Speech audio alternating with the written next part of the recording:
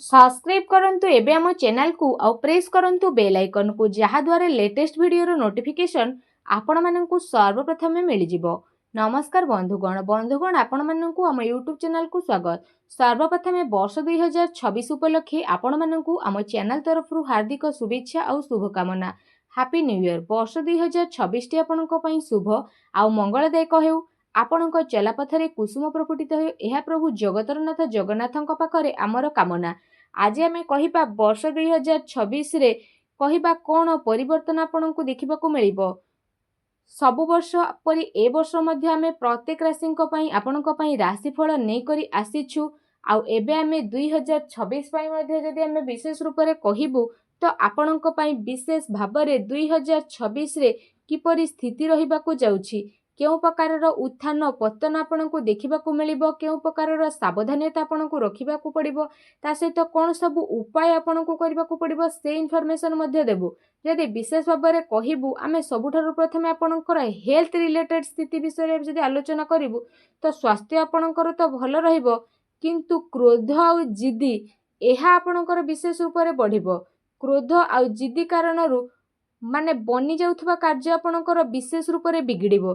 तेणु क्रोध उपरे आउ जिद्दी उपरे विशेष रूप रे वर्ष 2026 रे तो आपण कंट्रोल करि नियंतु, नहले भयंकर स्थिति आपनकु देखिबाकु मिलिबो। जदि आमे एठी आपनकु कहिबु धन कुटुंब परिवार खजाना ए सब स्थिति विषय रे तो वर्ष 2000 स्थिति रे तो आपनकर चार चांद लागि जिवो। पूरा आपण मालामाल साब्यस्त हेबा पई जाउछंती। काहेकि ना जदि कहिबा सबु प्रकार रे स्थिति आपनकु मिलिबो, घरे पूरा खुशी रो माहौल आपनकर देखिबाकु मिलिबो। जदि कहिबा आपनकर ऐश्वर्यर आपनकर पराक्रमर आपण विजय प्राप्त करिवे कि नहीं से स्थिति विषय जदि एठी म आपनकु आलोचना करिकि कहिबी तो सबु जगह रे आपनकु सफलता ही सफलता वर्ष 2026 रे मिलिबो। ता सहित धन सहित विशेष रूप रे जदि एठी आमे आपण माननकु कहिबु प्रॉपर्टी वाहन मातार सुख भाग किपरि रहिछि तो ए सबु टिके तालमेल रे परिवर्तन हेबो। कारण छोट मोटो प्रोब्लेम तो ए वर्ष आपनको निहाती आउ डेफिनेटली देखिबाकु मिलिबो। ता सहित स्टूडेंट्स मानक विषय रे कहिबा जदि विशेष रूप रे तो संतान संबंधित रिलेटेड विषय रे कहिबा तो स्टूडेंट माई टिके आलस्य सब्यस्त होई जिवे। ता सहित आपण धीर मंथर गति रे चलिबे, तो सेथि पई आपण टिके पाठ पढ़ा रे कंसंट्रेट रखंतु, आगो को बढ़िबा पई आपण ट्राई करंतु, फोकस रखंतु।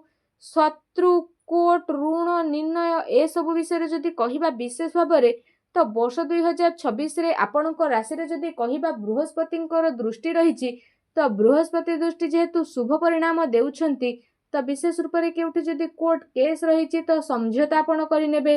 रोगर स्थिति जदि रहिछि तो रोग स्थिति रे आपणको किछि लाभ प्राप्ति हेबो। ता सहित किछि ना किछि जिनिस आपणकर वर्ष रे कंट्रोल हेबो।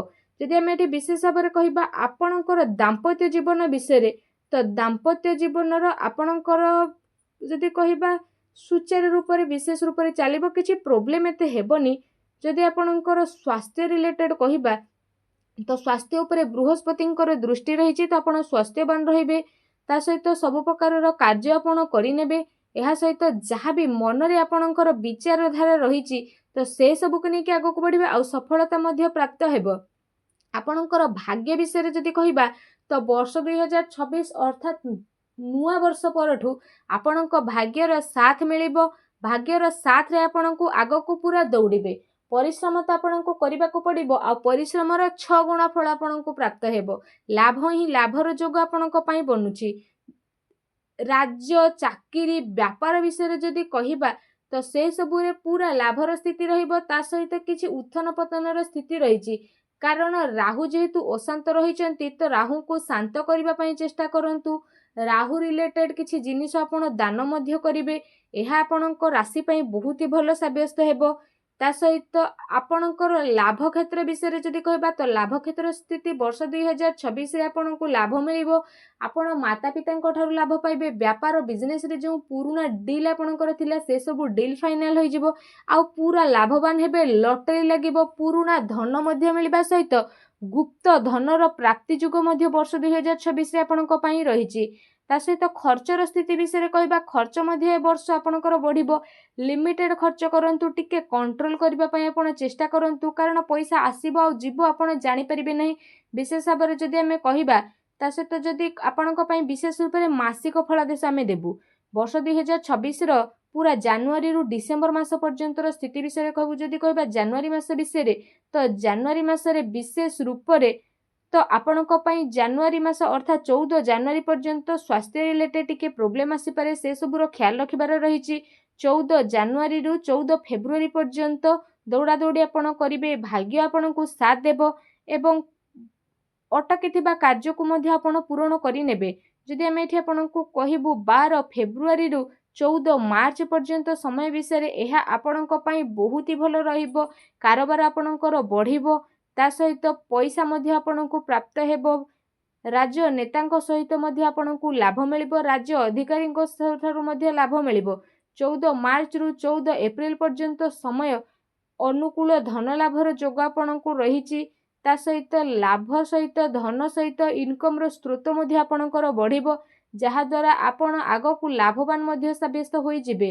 ତା ସହିତ 14 ଏପ୍ରିଲରୁ 14 ମେ ପର୍ଯ୍ୟନ୍ତ ଯଦି ବିଶେଷ ଭାବରେ କହିବା, ଏଠି ଆପଣଙ୍କୁ ଧ୍ୟାନ ରଖିବାର ରହିଛି, କାରଣ ଏ ସମୟରେ କୌଣସି ପ୍ରକାରର ପରିବର୍ତ୍ତନ ହେବ। ଆପଣଙ୍କର ମନ ଏମିତି ରହିବ, ଆପଣ କେଉଁଠି ଇନଭେଷ୍ଟମେଣ୍ଟ କରିବେ ତ ଏମିତି ମନ ହୋଇପାରେ ସେଠି ଠକାମିର ଶିକାର ହେବ।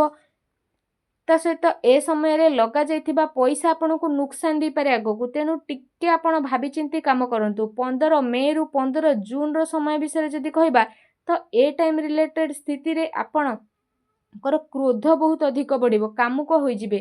କ୍ରୋଧର ଯେହେତୁ ଅଧିକତା ରହିବେ, ତ କ୍ରୋଧକୁ କଣ୍ଟ୍ରୋଲ କରନ୍ତୁ।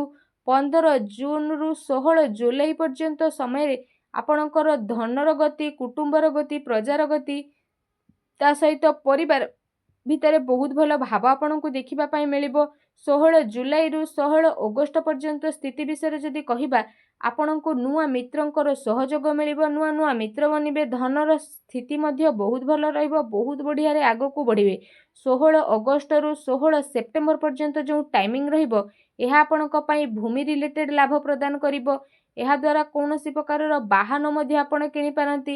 ତା ସହିତ ଅକାରଣର ଚିନ୍ତା ମଧ୍ୟ ଆପଣଙ୍କୁ ପରିଶାନ କରିପାରେ। 17 ସେପ୍ଟେମ୍ବରରୁ ବିଶେଷ ରୂପରେ ଯଦି ଆମେ କହିବା 17 ଅକ୍ଟୋବର ପର୍ଯ୍ୟନ୍ତର ସମୟ ଷ୍ଟୁଡେଣ୍ଟସ୍ମାନଙ୍କ ପାଇଁ ବହୁତ ଭଲ ରହିବ।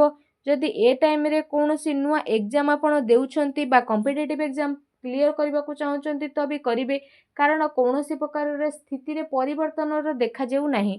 18 ଅକ୍ଟୋବରରୁ ବିଶେଷ ଭାବରେ ଯଦି କହିବା 16 ନଭେମ୍ବର ପର୍ଯ୍ୟନ୍ତର ସମୟ, ଏ ଯେଉଁ ଟାଇମ୍ ପିରିୟଡ଼ ରହିବ, ଏ ସମୟରେ ଆପଣଙ୍କ ସହିତ ବା କେତେ ଲୋକଙ୍କ ସହିତ ବିବାଦ ହୋଇପାରେ, ଛୋଟ ମୋଟ ଝଗଡ଼ା ହୋଇପାରେ, କୌଣସି କାନୁନ କାରବାଇ ଆପଣଙ୍କ ଉପରେ ହୋଇପାରେ, ତ ସେସବୁର ଖିଆଲ ଆପଣଙ୍କୁ ରଖିବାର ବିଶେଷ ଆବଶ୍ୟକତା ରହିଛି। ବାକି ଯଦି କହିବା 16 ନଭେମ୍ବରରୁ ଅର୍ଥାତ୍ 17 ନଭେମ୍ବରରୁ 15 ଡିସେମ୍ବର ପର୍ଯ୍ୟନ୍ତ ଆପଣଙ୍କର ନିଜି ବେପାର, କାରବାର ଏବଂ ଦାମ୍ପତ୍ୟ ଜୀବନରେ ଅର୍ଥାତ୍ ପତି ପତ୍ନୀଙ୍କ ଭିତରେ ଭଲ ସହଯୋଗ, ଭଲ ମାହୋଲ ଦେଖାଦେବ। କିନ୍ତୁ ଯଦି ଏଠି କହିବା ଆଗକୁ ଯାଇକି ଆପଣଙ୍କୁ ଡିସେମ୍ବର ମାସ ଅର୍ଥାତ୍ 15 ଡିସେମ୍ବରରୁ ନେଇକି ଡିସେମ୍ବର ଏଣ୍ଡ ପର୍ଯ୍ୟନ୍ତ ଯେଉଁ ଅର୍ଥାତ୍ 31 ଡିସେମ୍ବର ପର୍ଯ୍ୟନ୍ତର ସ୍ଥିତି ଯଦି ଆମେ ବିଶେଷ ଭାବରେ କହିବା, ଟିକେ ଆପଣ ବିଶେଷ ରୂପରେ ସାବଧାନତା ଅବଲମ୍ବନ କରନ୍ତୁ, ନହେଲେ ଛୋଟ ଭୁଲ ଆପଣଙ୍କ ପାଇଁ ବଡ଼ ଭାରି ରକମର ସମସ୍ୟା ନେଇକି ଆସିବ। ତେଣୁ ସାବଧାନତା ଅବଲମ୍ବନ କରିବାର ତ ବିଶେଷ ରୂପରେ ଆପଣଙ୍କ ପାଇଁ ଆବଶ୍ୟକତା ରହିଛି। ତା ସହିତ ଯଦି ଆମେ ଆପଣଙ୍କୁ କହିବୁ ବର୍ଷ 2026ର ମହାପ୍ରତିକାର ବା ମହା ଉପାୟ ବିଷୟରେ, ତ ବର୍ଷ 2026ର ସମୟକୁ ଆପଣ ଆହୁରି ଅଧିକ ଭଲ ବନେଇବା ପାଇଁ ଆପଣ ସର୍ବପ୍ରଥମେ ଭଗବାନ ହନୁମାନଙ୍କୁ ପୂଜା କରନ୍ତୁ, ନିଜର ମାତା ପିତାଙ୍କୁ ପ୍ରତ୍ୟେକ ଦିନ ପ୍ରଣାମ କରନ୍ତୁ, ତା ସହିତ ଗାୟତ୍ରୀ ମନ୍ତ୍ରର ଜପ କରନ୍ତୁ। ଆଗୁଆ ଯେହେତୁ ଏ ଇନଫର୍ମେସନ୍ ପାଇଁ ଆପଣଙ୍କୁ ଦେଉଛୁ, ତ ଆପଣ ସଜାଗ ରୁହନ୍ତୁ ଏବଂ ସତର୍କ ରୁହନ୍ତୁ ଓ ଆଗୁଆ ଉପାୟ କରି ଆପଣ ଆପଣଙ୍କର ଜୀବନକୁ ଆହୁରି ବେହତରିନ ବନାନ୍ତୁ। ତ ସମସ୍ତଙ୍କୁ ଆମ ଚ୍ୟାନେଲ ତରଫରୁ ବର୍ଷ 2026 ଉପଲକ୍ଷେ ଅନେକ ଅନେକ ଶୁଭେଚ୍ଛା, ଶୁଭକାମନା। ବର୍ଷ 2026ଟି ଆପଣଙ୍କ ପାଇଁ ଶୁଭ ଓ ମଙ୍ଗଳଦାୟକ ହେଉ, ଆପଣଙ୍କର ସମସ୍ତ ପ୍ରକାରର ମନସ୍କାମନା ପୂର୍ଣ୍ଣ ହେଉ, ପ୍ରତିଟି ସ୍ଥିତିରେ ଆପଣଙ୍କୁ ସଫଳତା ମିଳୁ, ଆପଣ ବିଜୟୀ ହୁଅନ୍ତୁ।